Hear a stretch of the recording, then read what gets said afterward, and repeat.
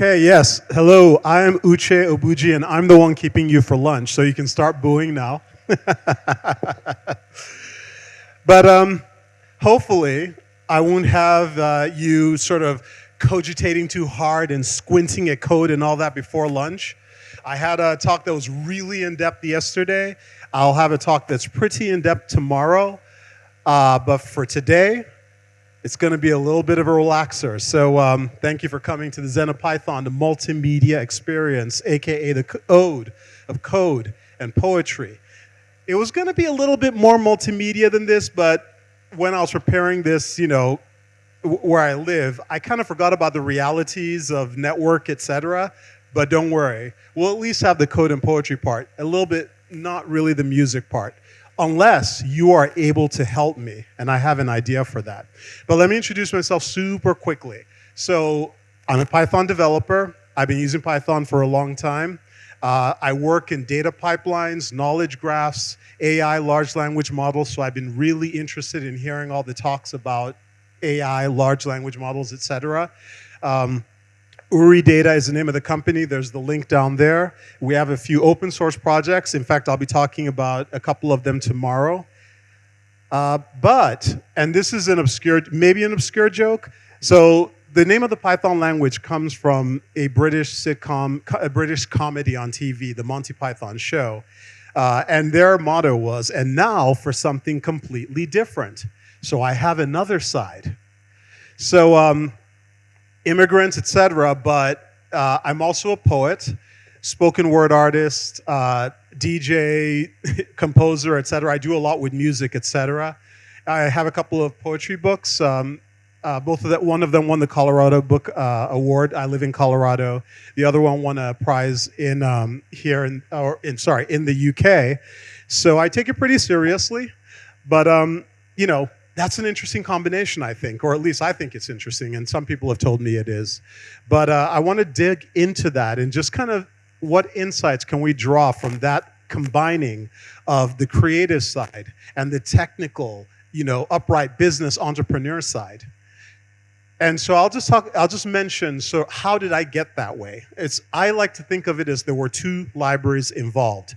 So when I was a student, Federal Government College, Okigwe, and I was taking my, back then we called it WIEC and JAM, my parents, because I wasn't the best student, my parents were like, okay, if you pass JAM and you get into a good university, we'll buy you a personal computer. And I was like, oh, really? They didn't think I was going to do it. So, but I did. And I got into University of Nigeria at Nsukka, and they were like, okay, we have to buy you. Oh, my goodness. Okay. So they did. And that was the beginning of my journey. I learned how to program in BASIC on that computer, program in C on that computer, program in assembler. Later on, when I moved to the US, I learned about other languages like, Python, etc. But while I was waiting to actually go out and buy the computer, my uncle was in the UK. I visited him, and he was going to take me out to an electronics shop to buy the computer. I started reading in books how to program computers. And I would just read the magazine. I didn't have a computer, so I would program in my head. I would say, okay, if this, then that, and I'd go through it in my head, etc. And then I'd try to track the answers and stuff like that. Then when the computer came, I tried to apply those programs that I had made on the actual computer itself.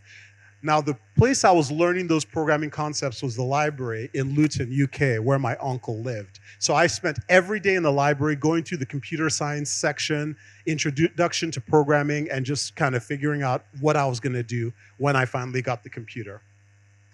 Now, when I got to Nsukka, of course, I was studying electronic engineering, something more technical, etc.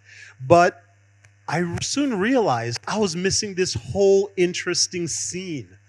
There were so many poets, there were playwrights, there were dramatists, there was music all the time and everything, and I found myself really drawn to that. I started hanging out with the poets and the drama students, and I said I was never a good student, so my grades really, they really took a nosedive at that time because I was not there to be studying poetry and drama.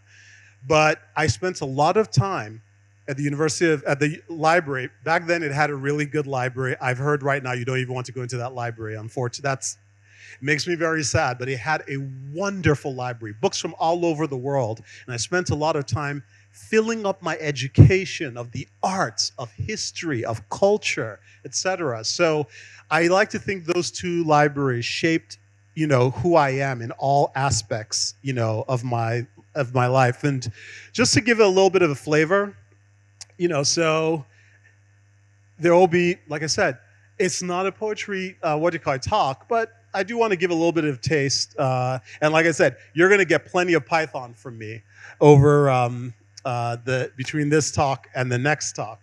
So this is a poem from my book, and it's not the whole thing, just a snippet of it, called Mango Flesh. I'd also forgotten what crackling recall, the many shades of mango flesh, the many shapings of mango flesh, the many flavors of mango flesh, the many textures of mango flesh, the tumescences of varied fruit, sacred arrays upon seasonal trays. So anyway, that's from Nchefu Road. Came out in 2020. But yeah, so when I'm not coding Python, I'm not, doing my family man work as well. That's what I do. I do a lot of writing. I'm sometimes invited to perform, etc. And I really think it really excites also and activates the technical part of my brain as well. I think even though I don't necessarily do them at the same time, I do think that one influences and pulls up the other. So I want to talk about some great poets that we have in our cultures. And I just want to spotlight, Christopher Okibo, Wale Soyinka. I don't know if you guys, hopefully they still teach them in schools. They certainly did when I was a student. They were best friends. They went through a lot together. And Wale Soyinka, of course, is a Nobel Prize winner. And, Christopher Okibo, an amazing poet, etc. But again, I really like to sort of highlight where we're coming from, our culture. When people are out there, if you're in the US, maybe their cultural context is that they like this rock band or something like that, or they're into novels by Stephen King or something like that. My cultural context, even in coding, even working with Python and other languages, has always been this that I grew up with. Remembering poems by, Wale Soyinka, just like it's only the bolded snippet. I think it rains, that tongues may loosen from the parch, and cleave rooftops of the mouth, hang heavy with knowledge. And okay, so Wale Soyinka is a good example of the fact that at the time these guys were writing, the colonial masters were still sort of hanging around looking at what new countries they have left behind. And some of these poets were really trying to impress these colonial masters, right? Wale Soyinka is like, and how it beats skin transparencies on wings. And it's just like, abego. But it's creativity with language. They're building something. They're constructing something with their imagination. They're reaching out to the listener, to the audience, as we reach out to our users and to the people who are going to be following in our footsteps and the people we're mentoring to become technologists in our place. We, think it's rainy season right now, so that's part of the reason why I picked this poem. But here, when it's raining outside, I don't know if you've looked out the window or if you've heard it, it's raining pretty hard here. And we're in here figuring out how we're going to be inspired to use Python to create new and wonderful things. And Python is taking away our thirst, hopefully, the rain. And hopefully, with all these amazing speakers you've seen, whose mouths hang heavy with knowledge, right? It's metaphor. It informs everything we deal with in poetry. Quick word for Christopher Okibo, who, like I said, he's my favorite poet. And again, really informs how I think creatively and how my mind works entirely. Whatever happened to the elephant? Hurrah for thunder. The elephant, tetrarch of the jungle, with a wave of his hand, he could pull 4 trees to the ground. The 4 mortar legs pounded the earth. Wherever they treaded, the grass was forbidden to be there. Alas, the elephant has fallen. Hurrah for thunder. But already the hunters are talking about pumpkins. If they share the meat, let them remember thunder. So that kind of makes me think a little bit less of, it was easy to make a metaphor with the rain and everything and the heavy with knowledge, etc. But I think this is a more serious metaphor for me. It's look at what we have squandered in this great nation of ours. Natural resources. Obviously, elephants were everywhere, and they represented our great, our great natural resources. And we have found ways, and it's a pretty young audience. So let me be honest, it's the generations before you, largely, who found ways to squander that. And people have been taking all these gains, right? The hunters, they're talking about pumpkins. They're talking about something that has nothing to do with the essence, with the strength of what is going to nourish our country. Let them remember thunder. Let them remember what we as Nigerians can do in a cultural context, what we can build. If we're doing it as programmers, let us remind people what Nigerians can do when we put our mind to it. In code, in educating others, in creating examples, in building new infrastructure, in building new technology. I mean, I know it's easy to come, from Yankee and say this sort of thing, but I mean, I have to believe it. And I think that this is the group that I can believe it with. And that's actually the biggest thing that has inspired me to come. So, let me just do a quick time check. Okay, so I think there is just about enough time for me to trip all over my feet. So I'm going to try something out. So when I went in the U.S. once, because a poet, I'm sometimes invited to schools to talk to kids, and of course they like to see a fellow black man and stuff like that, just to be like, oh, okay, it's not only white people coming to talk to me and saying, you can achieve, Here's somebody who looks like me talking to me. Anyway, so I was talking to some kids in like disadvantaged parts of the school. And we were talking about, I was like, talking about different types of rhythm. And I was telling them that when you went to school, they probably taught you about iambic pentameter, about dactylic verse, about sapphics. I don't know if anyone remembers all those terms and stuff like that. And I was like, okay, I said it more in a Black American way, but I said, that's European rhythm. So I asked them, when you guys are just hanging out, I don't know, maybe you're freestyling. What do you beat on, what patterns what drum beat patterns do you work with?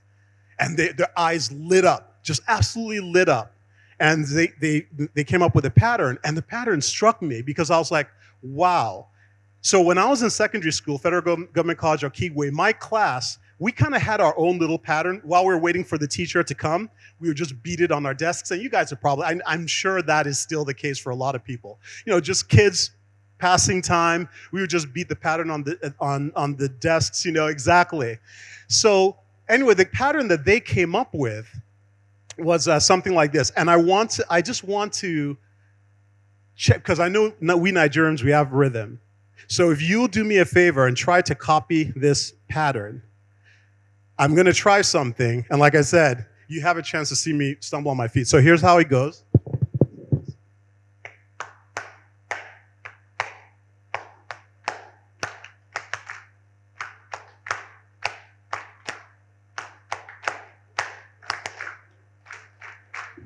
If you get tired, it's okay. But if you can continue, then continue with me. Oh, find the Zen of Python when you want your test to sing the right song. When you're worried all the code you write's wrong. You don't want to be hacking on it all night long, right? It's the Zen of Python. It's a feeling of coding with the lights on. The community wanted to keep the vibe strong. So that's what we're going to set our sights on. Freestyle. You write an if statement. You gotta try. Don't come and break it. What's at the end? Check out the flow chart. You gotta follow the numbers until they're dark, and maybe you will get the right output. But if you don't, just remember that your foot went back to the beginning, and you can write it. And you can tell everybody that you decided. You can tell the testers they should get it right. Come back and write the code all night because it's Python. It's easy, right? Well, let's do it. Let's all together. Let's do it. Okay, thank you. Thanks, guys.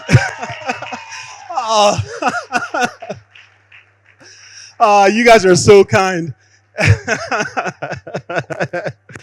That was fun. Okay, your turn. Who wants to come up and spit? No, I'm just kidding. No, what I mean by your turn is I'm a big believer, as you can tell, that if you're creative and you're, I don't know, a writer or you're a dancer or you're an actor, is that all you can be? No, why? You probably have many sides to yourself. Maybe you tuck them away, etc. Now, if you're a technologist, you're writing code all day, you're building apps, etc., is that all you can be? No, you can probably reach into other areas of your brain. And it's not just because you want to have those other experiences, but because I think those other experiences enrich the main experience. So if you're a coder, I think finding those other aspects of your creativity can enrich your coding. I consider myself a really good coder, but I don't think that just came by magic. I really do think that the fact that I've always been interested in language, for instance, makes me really good at data science, because most of the data that we're dealing with is language data, right? And now we're talking about large language models and stuff like that. Having those insights in that you don't even have to think of about language, it's useful. So again, I understand. They come from Yankee. They talk all this grammar. And, when you have to queue for 3 hours to fill up the gas tank and you have to go with your jerry can to get fuel for the generator, I know it's not easy. But I just do encourage you to find that creative spark in whatever way it is, in whatever little time that you can snatch for it.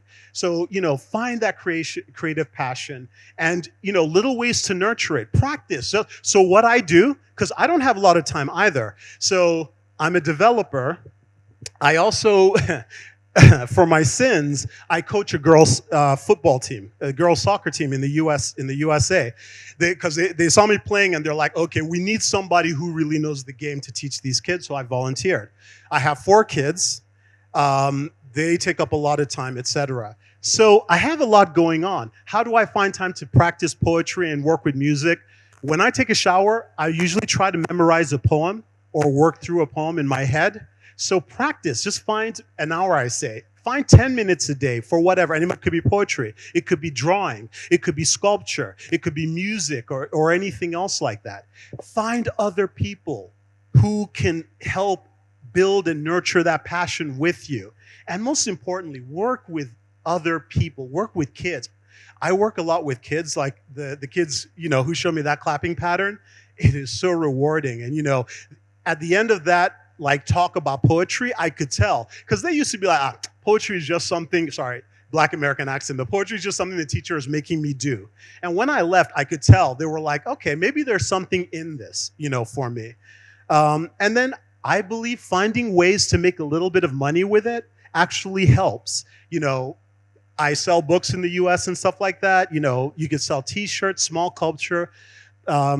sculpture, whatever you're doing, but just find a way, because look at our creative heritage. I said heritage, never mind heritage. Look at our creative present. Nollywood, the Nigerian music industry, and then going way back, Festac, Uli. I've got like an, Ekwe masquerade there and everything. This is who we are. We create. We Nigerians have always created. It's always been in our culture.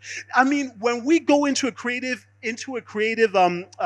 pursuit, they can't handle it. We overwhelm them. Look what happened with how much money do we have for massive music studios and all that? Look what Nigerian music is doing to the world. My wife and I still till today, man, you should see how we smile. We're driving down a highway in some small, rural American, you've probably seen it in movies, these rural American roads, long, corn growing on this side, corn growing on that side, nobody's anywhere around. On the radio comes up, this is the latest song by Two-Face Idibia, and we're like, yes, we know, yes.